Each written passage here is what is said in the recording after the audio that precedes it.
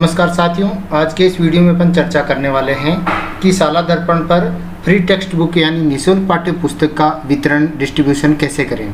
तो दोस्तों, वीडियो शुरू करने से पहले बता दूं, अगर चैनल पर नए हैं तो चैनल को सब्सक्राइब जरूर कर लीजिए, क्योंकि इसी तरह के अपडेट्स मैं लगातार आपको देता रहता हूं।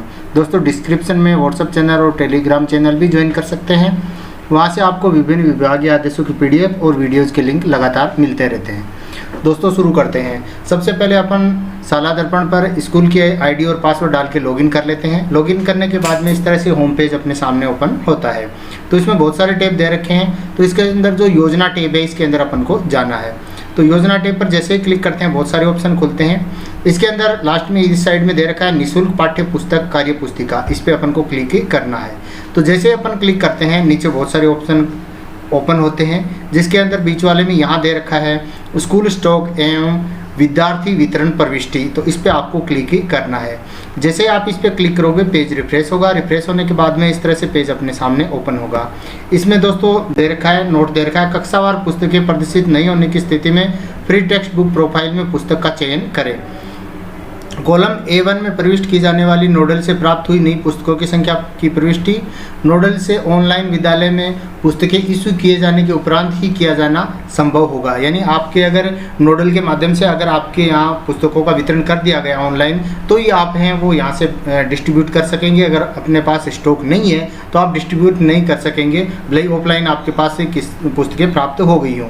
नोडल से ऑनलाइन पुस्तकें इशूड किए जाने पर ही निर्धारित कॉलम में ऑनलाइन प्रदर्शित होंगी। यानी अभी अपन आगे चर्चा करेंगे, इसमें देख लेंगे कि किस तरह से क्या अपने पास है। तो क्लास ग्रुप सेलेक्ट करना है। तो आप इसके अंदर 2 ग्रुप होते हैं, 1 से 8, 9 से 12। आपको जिसमें डिस्ट्रीब्यूट करनी है वो कर ले हैं। तो मैं यहाँ कक्षा 1 से 8 वाला ग्रुप है वो क्लिक कर लेता हूँ और गो पे क्लिक कर देता हूँ। जैसे अपन गो पे क्लिक करते हैं, पेज वापस रिफ्रेश होता है। रिफ्रेश होने के बाद में इस तरह से पेज अपने सामने ओपन होता है। तो इसके अंदर दोस्तों पेज है वो आगे पीछे होता रहता है। मोबाइल में बहुत मुश्किल से हो पाता है। मेरा सजेशन ये रहेगा आप PC से करें। अगर फिर भी आपके पास मोबाइल है तो मोबाइल से कर सकते हैं आप, दिक्कत होने वाली बात नहीं है। लेकिन इसमें आगे पीछे स्क्रॉल करना काफ़ी रहता है। तो पहले अपन समझ लेते हैं। इसके अंदर दोस्तों पहले सीरियल नंबर दे रखा है, सेकंड कॉलम में क्लास दे रखी है। जैसे फर्स्ट क्लास होती है, फर्स्ट क्लास के अंदर जैसे 3 पुस्तकें होती हैं 1 से 5 तक, भाग 1, भाग 2, भाग 3 इस तरह की होती हैं। तो वो आपको यहाँ पे 3 कॉलम कक्षा 1 के मिलने वाले हैं। जैसे क्लास है तो क्लास के अंदर ये क्लास 1 और सब्जेक्ट का नाम जनरल, और इसके अंदर जो दे रखा है बुक नेम है आओ उसी के भाग फर्स्ट, आओ उसी के भाग सेकंड और नीचे आओ उसी के भाग थर्ड आपको मिल जाएगा। अब देखो यहाँ पे अपन को चेक करना है कि नोडल से वर्तमान सत्र के लिए कुल इशूड पुस्तकों की संख्या, यानी 12 पुस्तकें हैं अपने यहाँ पे जो अपन को नोडल से इशू की गई है, नई पुस्तकें आई हैं। गत वर्ष की शेष अवतरित नई पुस्तकों की संख्या की प्रविष्टि B1, यानी A1 पे नई पुस्तकें, B1 पर जो पिछले साल की होती हैं उस स्टूडेंट से लौटाई गई पुस्तकें, पुरानी पुस्तकों की प्रविष्टि है। ये इसके अंदर 50% आएगा C1 में। B1 में गत वर्ष की कोई शेष बची है तो वो आएगा दोस्तों इसके अंदर। तो इसके अंदर अब अपन को यहाँ पे दे रखा है गत वर्ष की शेष अवतरित नई पुस्तकों की संख्या जो नोडल को लौटाई गई हो, संख्यात्मक प्रविष्टि 0। तो ये नोडल को अगर कोई लौटा दी जाती है तो वो यहाँ पे आपको फिलअप करनी है। अधिकतर केस में अपने जितनी आती है उतनी इश्यू होती हैं, उतनी डिस्ट्रीब्यूट करते हैं। तो अपने यहाँ नोडल पर लौटाने के चांस बहुत कम रहते हैं। फिर भी अगर आपने लौटाई है तो यहाँ आप जो इश्यू वो यहाँ पे ऑटोमेटिक आ जाएगा, आपने वहाँ से भरी है। तो ये फिलहाल कॉलम लॉक है। तो तीनों दोस्तों आ गए। A1 के अंदर क्या है, नई पुस्तकें। B1 के अंदर नई पुस्तकें पुराने सत्र में जो आई हैं उनमें शेष बची हुई। C1 है 50% वाली, जो यहाँ मेरे केस में दोनों 0 है, सिर्फ नई सत्र की जो 12 पुस्तकें दी हैं उसमें है। और इसके अंदर जो वर्तमान सत्र में वितरित योग्य कुल पुस्तकों की संख्या A1, B1, C1 और F1 है वो यहाँ पे 12 हो चुकी है, क्योंकि 12 + 0 + 0 और -0 = 12 हो चुकी है। अब आपको इसमें कॉलम में देखना है वर्तमान सत्र में वितरित पुस्तकों की संख्या की प्रविष्टि स्कूल स्टॉक रजिस्टर के अनुसार है।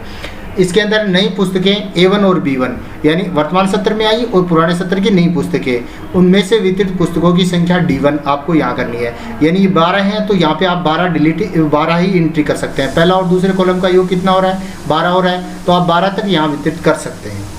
इसके अलावा स्टूडेंट द्वारा लौटाई गई पुरानी पुस्तकों की संख्या C1 में से वितरित पुस्तकों की संख्या, यानी आपके जो पुरानी है ये कॉलम C1 वाला कॉलम, इसमें से आप एंट्री यहाँ कर सकते हैं। आप इसके अंदर आगे पीछे एंट्री नहीं कर सकते।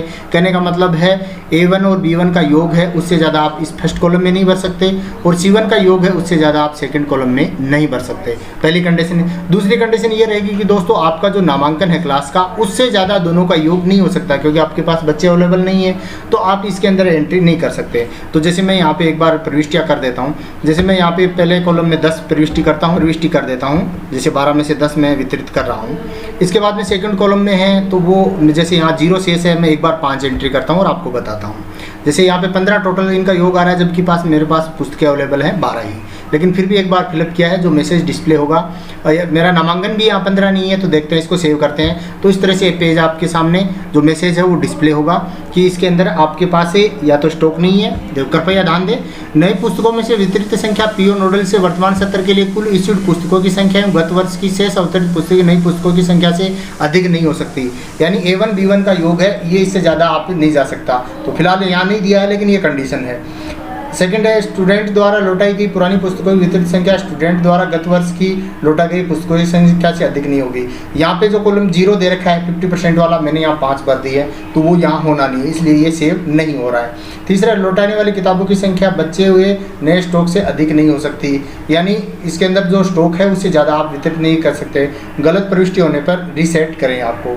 इसके अलावा आपकी जैसे स्टूडेंट के अंदर नामांकन है, वो नामांकन भी अगर आपसे ज़्यादा आप डिस्ट्रीब्यूट कर रहे हैं तो वो यहाँ आपकी इस केस में नहीं हो पाएगा। तो फर्स्ट में मैंने आपको बता दिया दोस्तों कि इस तरह से वितरित करनी है। अब एक मैं आपको वितरित करके दिखा देता हूँ। देखो दोस्तों, ये है जो 3rd क्लास है, इसके अंदर जो आओ सीखे भाग 2 है। जो नई जो किताबें प्राप्त हुई वो 13, एक किताबें पहले बची हुई थी। 3rd क्लास तक 50% का ऑप्शन नहीं आता, तो टोटल योग हो गया 14।